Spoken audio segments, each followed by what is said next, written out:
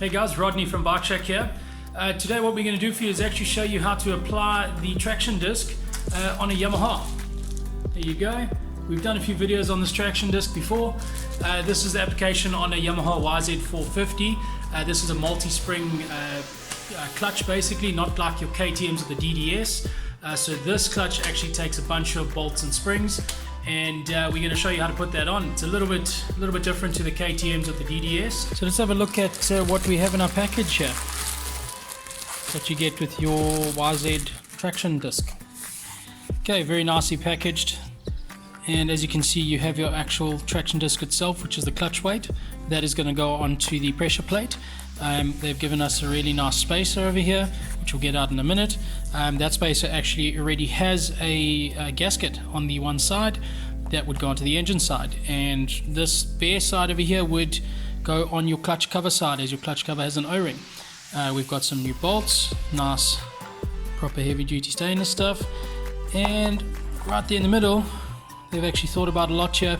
Right there in the middle, you've got a spacer for your brake lever. As we're spacing out your clutch, we've got to space out your brake lever at the same time. Okay, let's get going. So guys, I've jumped ahead a few steps here, but what we've done to start is we've removed the brake. Okay, easy to remove, 2 bolts, and the reason for that is because we're going to be putting a spacer onto the brake. Okay, then I've already taken my clutch cover off and I've already loosened my bolts. Okay, the kit comes with its own bolts, and these you take out, just keep them somewhere in case you don't want to throw them away or use them again later.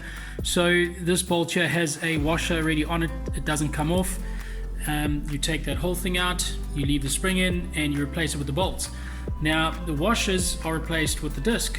As you can see, the disc has those recesses there. Those are going to go in place of the washers, and obviously then the new bolts. Okay, so first step was taking off the brake. Second step was taking off your cover. Third step, we're going to be taking all the bolts out. Fourth, putting that back on and putting everything back together.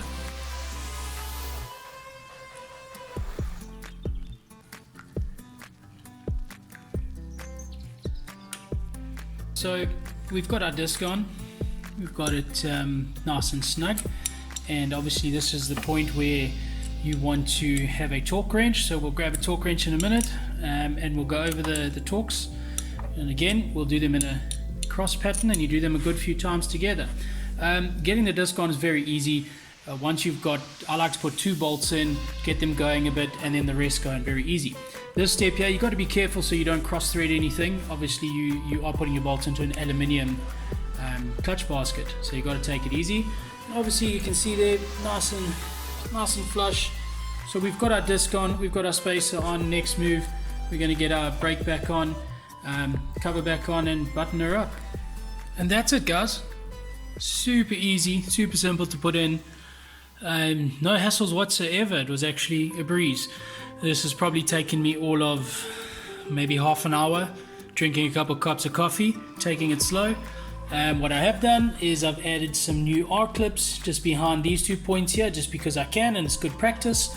But that's it. If you have a look, there you can see our nice spacer. Everything is nice and flush.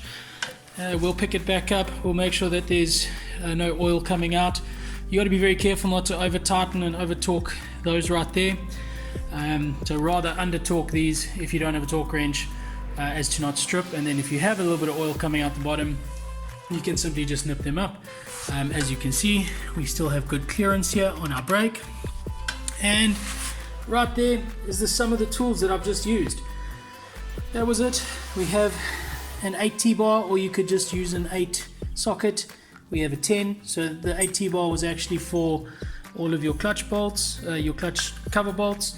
We have a 10 T-bar or a 10 socket. That would have been the individual your clutch basket screws or bolts. That was the 10.